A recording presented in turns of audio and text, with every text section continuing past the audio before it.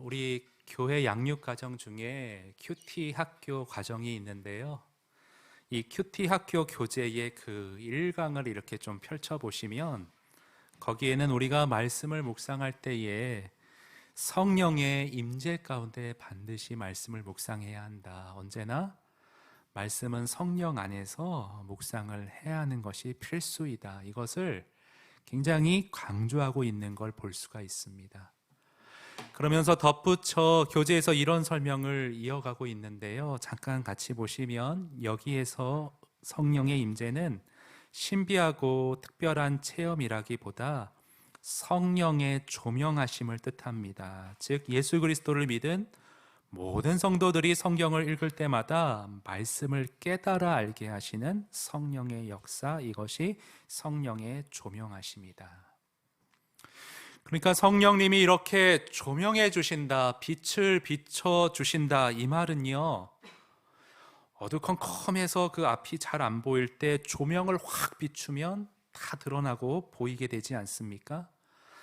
마찬가지로 죄로 인해 우둔하고 어두워진 우리 마음이 이 말씀을 바로 깨달을 수도 없고 적용할 수도 없는데, 성령님이 그런 우리에게 빛을 비춰주시면 우리가 그 말씀의 뜻을 바로 깨달을 수 있게 되어지고, 깨달은 그 말씀을 우리 생활 매일매일의 일상 속에 적용하여서 말씀의 감미로움을 실제 경험해 나갈 수 있도록 그렇게 돕는다는 말씀이죠. 이것이 바로 성령의 조명하시는 역사입니다. 그런데 성경은 성령 하나님이 우리 안에서 행하시는 이 가장 주된 역사, 가장 중요한 사역이 바로 이 성령의 조명하심임을 우리에게 알려주십니다. 오늘의 본문 요한복음 14장에 보시면 예수님께서 제자들에게 성령에 대해 최초로 언급하시는 장면이 나옵니다. 이 14장의 배경부터 조금 설명을 드리면요, 거슬러 올라가 그 13장 33절에서는 이런 말씀하세요. 제자들에게 내가 잠시 너희와 함께 있을 것이지만 곧 너희가 쫓아올 수 없는 곳으로 내가 떠나가겠다, 이렇게 말씀하시니까 베드로가 즉각적으로 주여 어디로 가시나이까, 멀리 자신 곁을 떠나실까 두려운 나머지 예수님께 즉각적으로 묻게 되죠.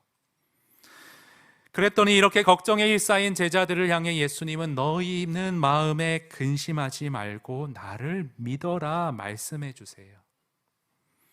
그리고 이런 문맥의 흐름 가운데 이어지는 오늘 본문을 보시면, 다시 한번 보면 내가 아버지께 구하겠으니 그가 또 다른 보혜사를 너희에게 주사 영원토록 너희와 함께 있게 하리니 그는 진리의 영이라 세상은 능히 그를 받지 못하나니 이는 그를 보지도 못하고 알지도 못함이라. 그러나 너희는 그를 아나니 그는 너희와 함께 거하심이요 또 너희 속에 계시겠음이라. 내가 너희를 고아와 같이 버려두지 아니하고 너희에게로 오리라.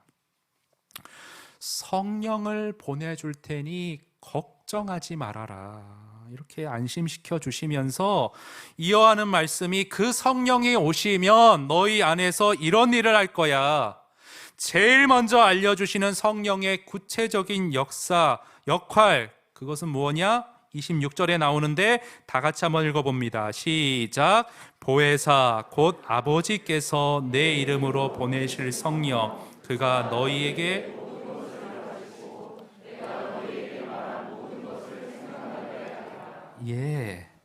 가장 먼저 예수님이 지금 제일 처음으로 밝히시는 그 성령의 구체적인 역할, 그게 뭐냐? 그 가장 주된 역할은 그가 너희에게 모든 것을 가르치고 내가 너희에게 말한 모든 것이 생각나게 하리라. 좀 풀어 말하면 성령님은 예수님 당신이 전하신 모든 말씀을 다시 가르쳐 주시고 1대1로 이렇게 가회하듯이 지도를 잘 해주셔서 말씀의 참된 의미가 깨달아지게 하시고, 또 그렇게 깨우쳐진 말씀이 우리 안에 시적절하게 살아가는 동안 생각날 수 있도록 도우신다는 겁니다.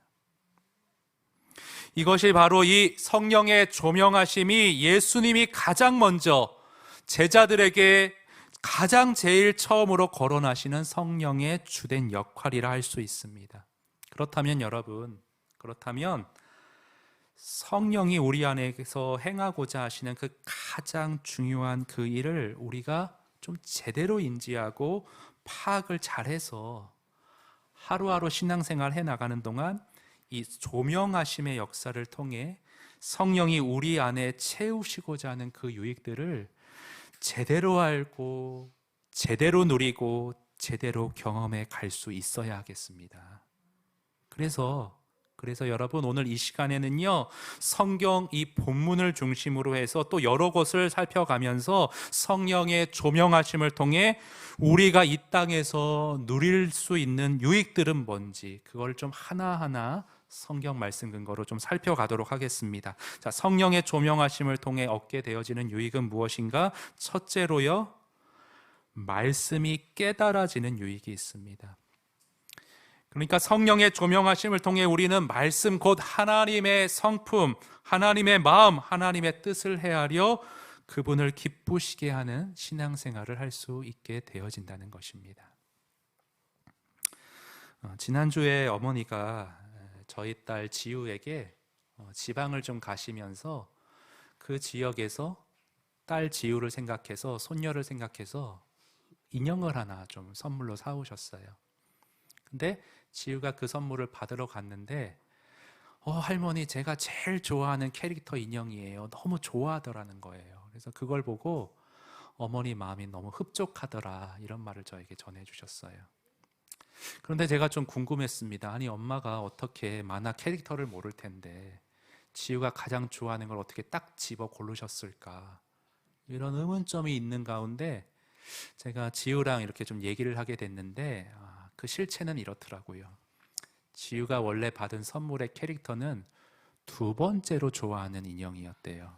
그런데 얘가 지금 초등학교 1학년인데 할머니가 멀리서 사왔는데 내가 제일 좋다고 해야 그 마음이 더 기쁘실 것 같아서 아빠, 하얀 거짓말은 괜찮은 거지, 저한테 그러더라고요.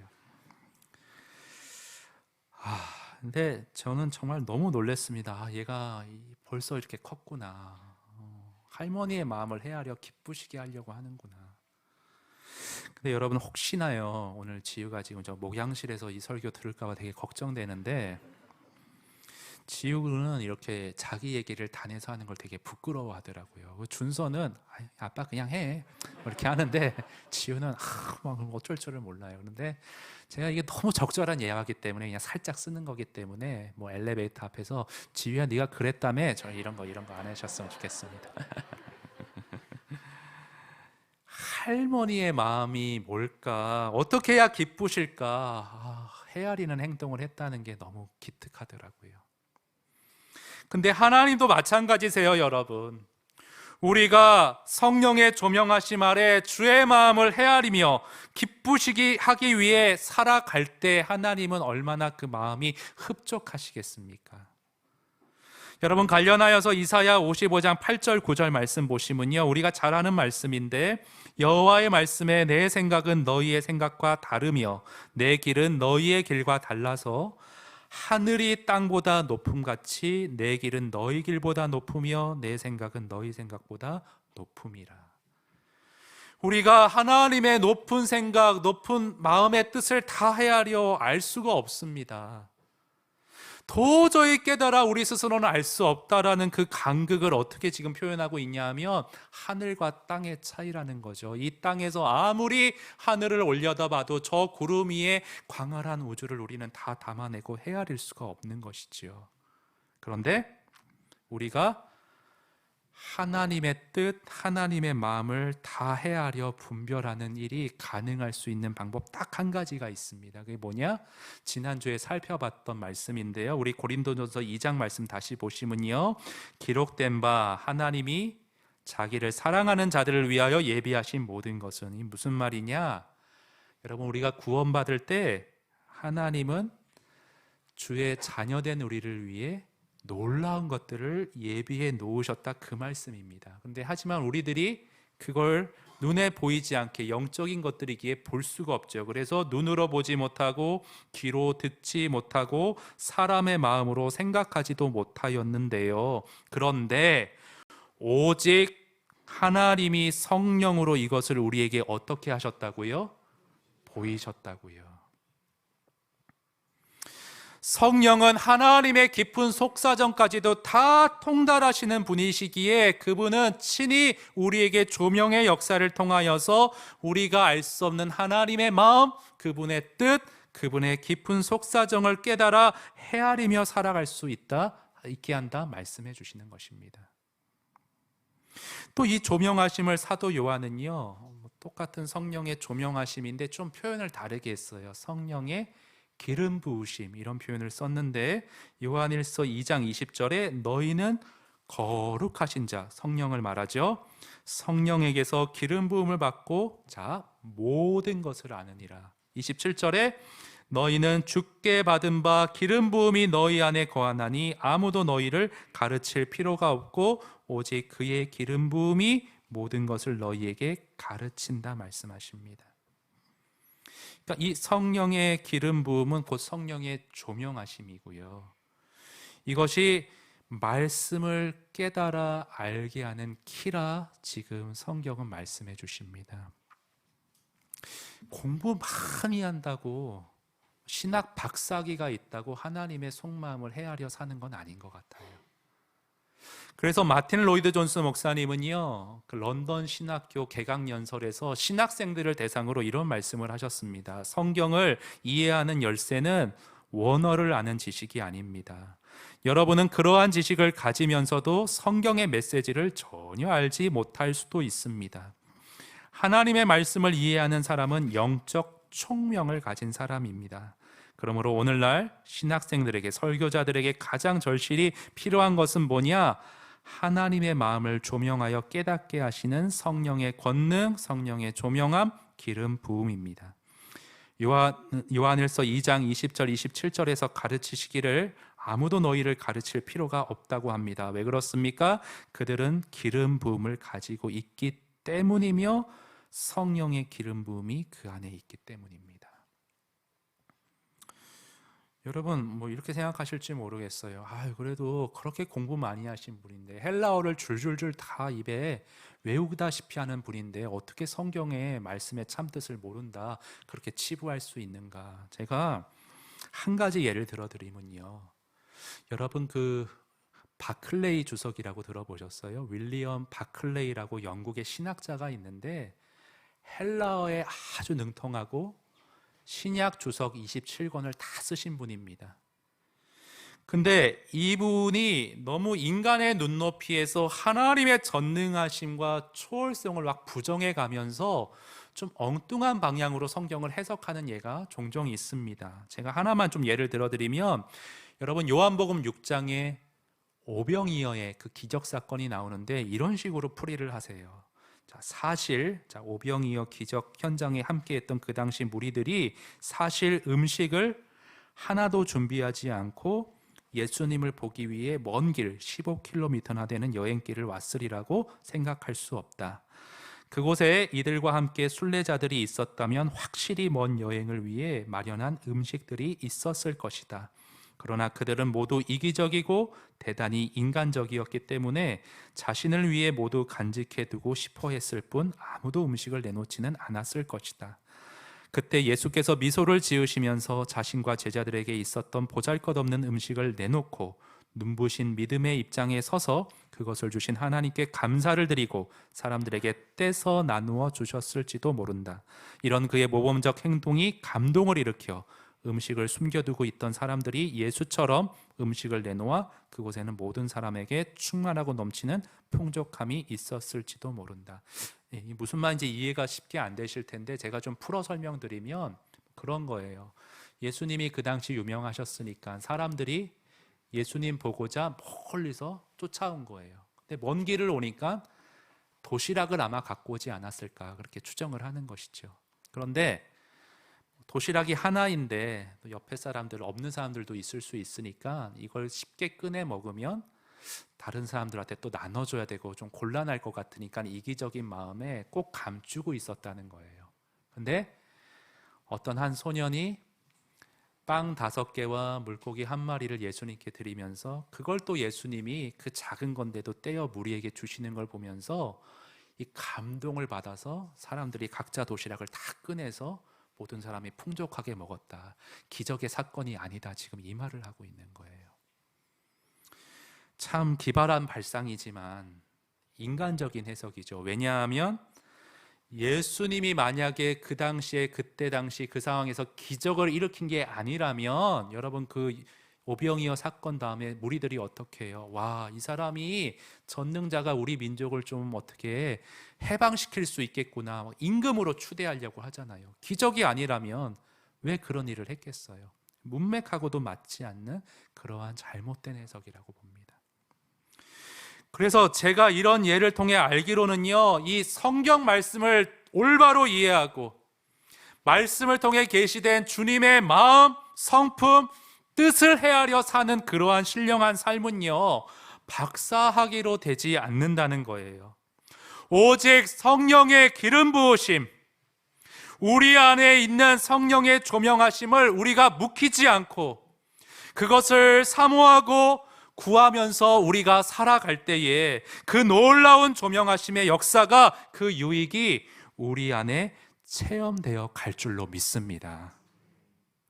그래서 이 성령의 조명하심을 통해 얻는 유익을 잘 알아야 하는데, 그 2번째 유익은 무엇인가? 둘째는요, 말씀이 적절한 때에 떠오른다는 거예요. 말씀이 내가 살아가는 동안 아주 시적절하게 그때마다 떠오르게 해주시는 그런 유익이 있습니다.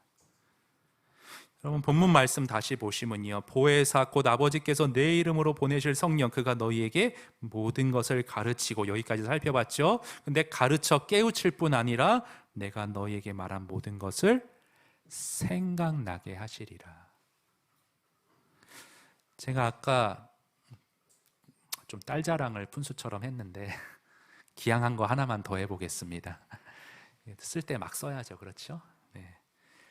제가 사실 이번 주 중에요, 여러 사역적인 일들이 이렇게 몰리게 돼가지고 설교 준비에 사실 좀 집중할 수가 없었습니다. 그래서 어제 밤 늦게까지 설교 준비를 하는 저를 보고 지우가, 아빠 내가 먼저 들어가 잘 텐데, 그래서 옆에서 응원을 못 해주는데 나 대신에 내가 자는 동안은 내 친구 레서 판다가 옆에서 응원해 줄 거야. 제 책상에 그 레서 판다를 탁 살며시 올려놓고 가더라고요. 예, 이렇게 올려놓고 가더라고요. 얼마나 사랑스러워요, 여러분. 저는 정말 지우를 위해 뭐든지 다 해줄 수 있을 것 같아요. 네. 뭐 차별하는 건 아닌데 준서는 자꾸 저를 요즘 때려가지고 에너지를 주체 못해가지고, 딸하고 너무 틀려요. 그런데 제가 이번 주에 장례식장에 좀 다녀왔는데 사실 참 가슴 아픈 죽음이었어요. 그래서 유가족을 봤을 때 제가 좀 울컥했지만 그래도 눈물은 흘리지는 않았어요, 제가. 근데 제가요, 몇 년 전에 다른 교회에서 사역할 때 장례식장에서 눈물을 주체하지 못하고 펑펑 오열하며 흐느꼈던 그런 경험이 한 번 있습니다. 그게 뭐냐면 갓난아기 장례식이었어요. 태어난 지 한 달 됐는데 엎어서 자고 있는데 다음날 이렇게 눕혀보니까 숨을 안 쉬고 있는 거예요. 그래서 제가 그 아이의 관을 운구를 했는데, 여러분 그런 거 보셨어요? 아이 간은 작아요. 제가 그 작은 간을 보는데 순간 저희 사랑하는 애들의 상황하고 이렇게 부모의 감정으로 이입이 되면서 운구하면서 저도 모르게 막 오열하면서 울었어요. 근데 집에 와서 생각해 보니까, 아니 우리 집사님이 지금 제일 속상하실 텐데 사역자가 좀 믿음의 사람으로서 이렇게 덤덤하고 담대하게 위로해드리고 소망을 전해드리고 와야 되는데 내가 더 오열하며 울었으니 너무 이거 좀 미흡했던 거 아닌가, 그런 생각 때문에 좀 괴롭더라고요. 아이 장례식 때문에도 괴로운데 제가 좀 너무 사역자답지 못했다는 것 때문에 괴로웠어요. 근데 성령이 어떤 구절을 딱 떠오르게 하면서 제 마음을 좀 위로해 주셨어요. 그러면서 그 성구와 어떤 신학자의 책의 구절을 떠오르게 해주셨는데, 그게 뭐냐면 창세기 50장 말씀, 요셉이여 그의 아버지 야곱이 죽었을 때 얼굴을 굽으려 울며 입 맞췄다고 돼 있더라고요. 떠올랐어요 이게. 사도행전 8장 경건한 사람들이 스데반을 장사하고 위하여 크게 울더라. 경건한 사람들이. 존 머레이라는 웨스트민스터 신학교 교수님이 이 성경 구절들을 인용하면서 이런 책의 어떤 내용을 쓰셨는데, 이게 생각이 났어요. 사랑하는 사람들이 죽었을 때 슬픔과 눈물을 보이는 것은 그리스도인의 은혜의 표지가 아니라고 생각하는 사람들이 있다. 그들은 이러한 상황에서 감정의 흔들림이 없는 것이 그리스도인다운 것이라고 주장할 것이다. 하지만 이와 같은 태도는 훌륭한 금욕주의일 수는 있어도 기독교는 아니다. 그러니까 여러분, 우리가 평상시에 말씀 읽고 책 읽고 설교 듣고 하는 모든 것이요, 여러분 혹시 그런 마음 드신 적 없으세요? 아이고 이거 금세 다 까먹을 걸 뭐 이렇게 열심히 할 필요가 있을까? 아니에요 여러분. 그런 걱정하지 마세요. 우리가 살아가는 동안 성령의 조명하심을 구하면서 이 말씀을 가까이 하는, 경건서적을 가까이 하는 그러한 삶을 살아가면요, 우리 기억력은 비록 유한하지만 성령 하나님께서 평상시에 열심히 내가 읽고 들은 모든 것들을 내가 살아가는 삶의 그 적당한 시점에 시적절하게 떠올리며 생각나게 해주실 것을 믿습니다. 약속해 주셨잖아요. 그걸 한번 체험해 보세요. 흔들릴 수 있는데 생각난 말씀으로 내 중심을 잡아주시고 내 삶의 방향을 제시해 주세요. 자, 그럼 이제 마지막으로요, 세 번째, 성령의 조명하심을 통해 얻는 유익 세 번째는 무엇이냐? 깨달은 말씀이 삶에 적용되어 열매 맺는다는 겁니다. 깨달은 말씀이 그냥 이 머릿속에 머물지 않고요, 내 존재를 변화시키고 삶을 변화시키도록 성령이 내 삶에 빛을 비춰 조명하여 주세요. 우리 본문 말씀 마지막으로 함께 좀 읽어볼까요? 26, 27절 말씀 함께 좀 읽습니다. 시작. 보혜사 곧 아버지께서 내 이름으로 보내실 성령, 그가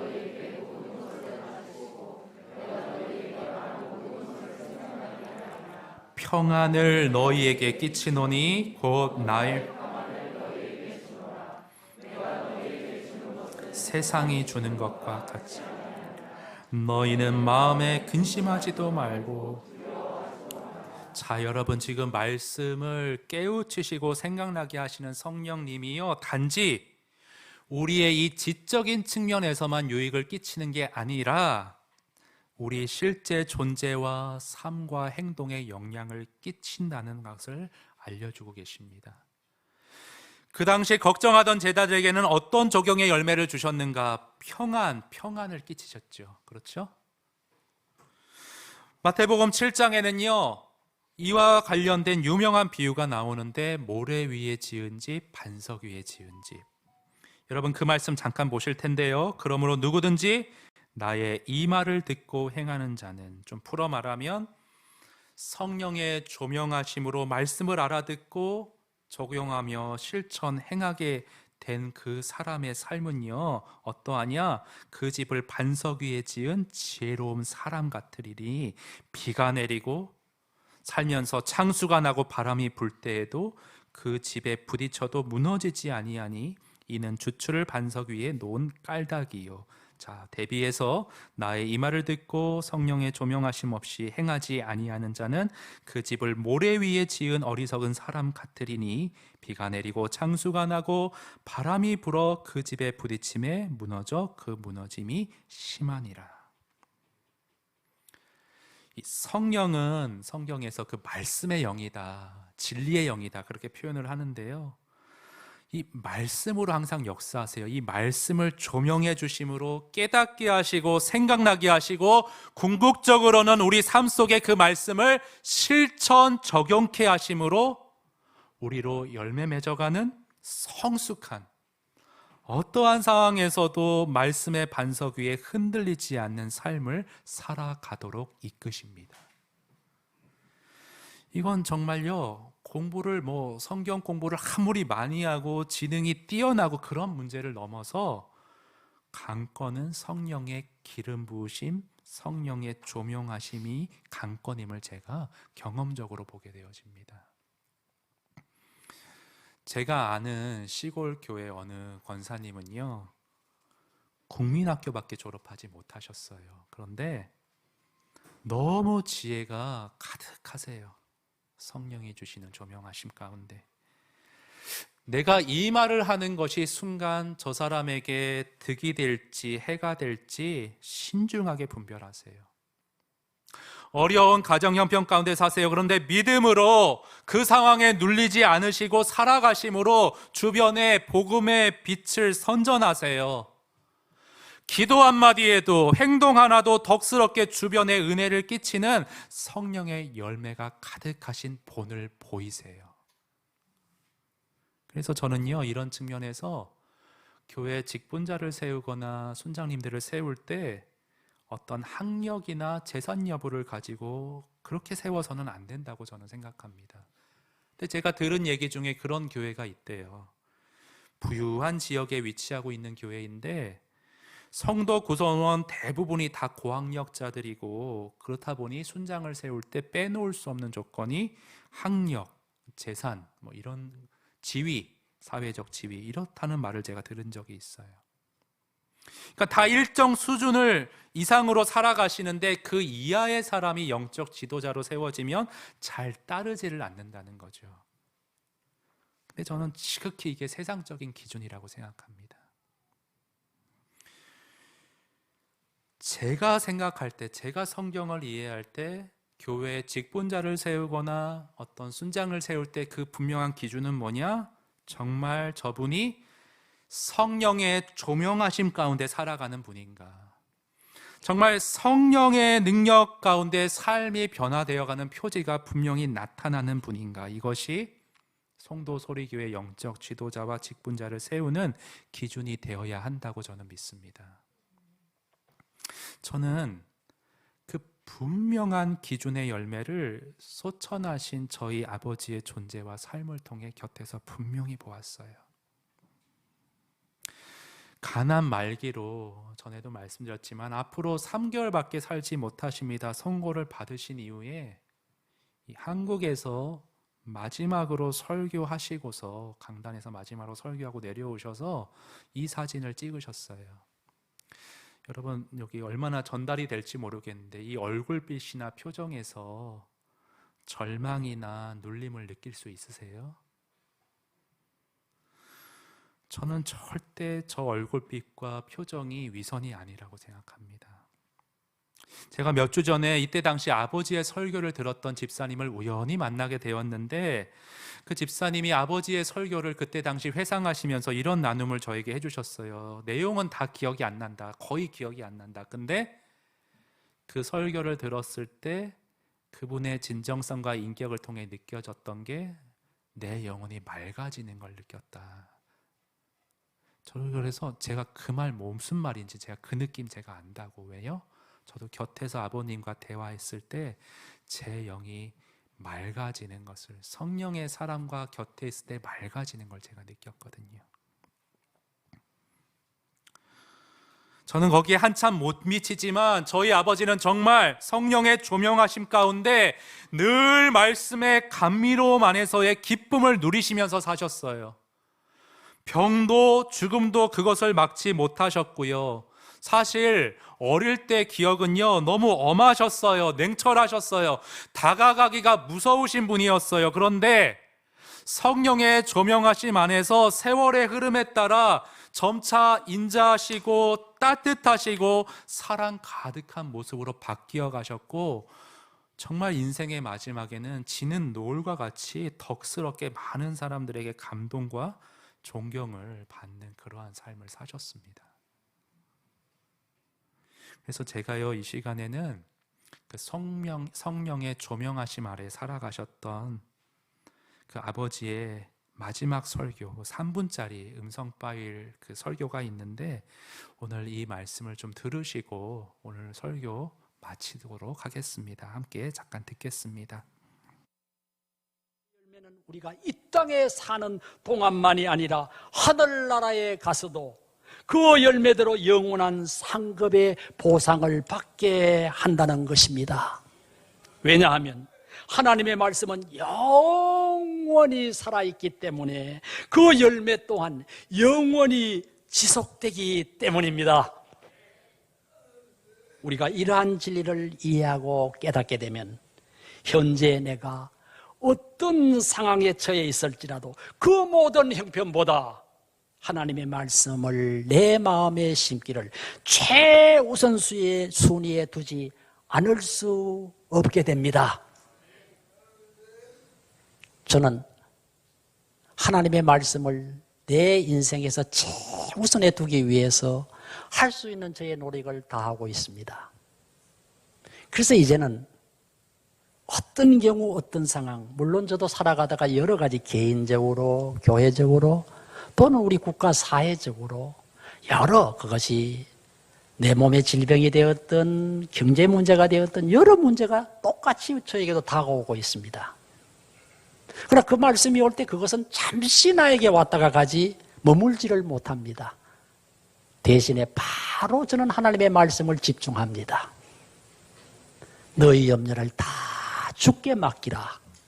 이는 그가 너희를 돌보심이라는 베드로전서 5장 7절의 말씀이 딱 생각나기 때문에 거기에 집중합니다. 아, 그렇지.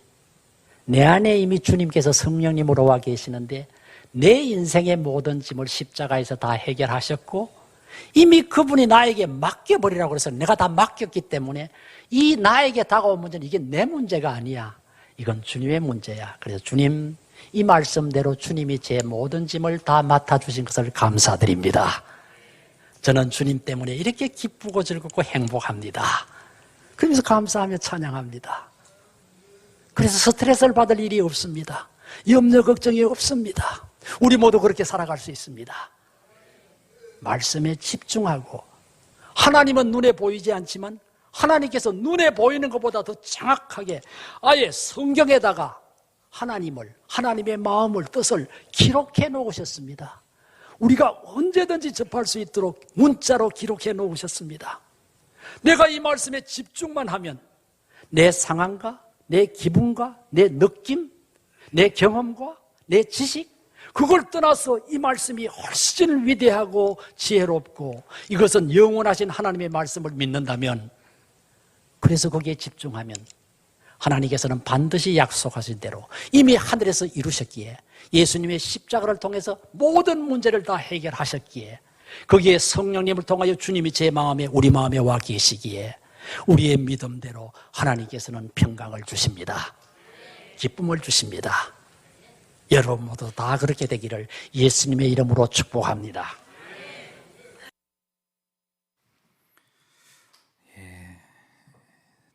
저희 아버지께서는 죽음을 앞에 두시고도 성령의 조명하심 가운데 들으셨던 것 같이 복음의 능력, 성령의 능력으로 기쁨과 소망을 마지막 순간까지 잃지 않으셨습니다. 우리도 바라기는 짧은 인생 여러 가지 문제 속에서 살아가실 때에 그럼에도 그것을 넘어 성령의 조명해 주심으로 우리에게 끼치는 유익들과 능력들을 놓치지 않고 살아가실 수 있었으면 좋겠습니다. 성령의 조명하심 아래 저와 여러분 모두가 하나님의 말씀을 최우선순위에 놓고 그것을 우리 삶의 반석으로 삼고 말씀을 적용하고 열매 맺어 주 안에서의 평강과 은혜를 누리는 삶, 이것이 오늘 저와 여러분의 성령과 동행하는 발걸음이 되기를 원합니다.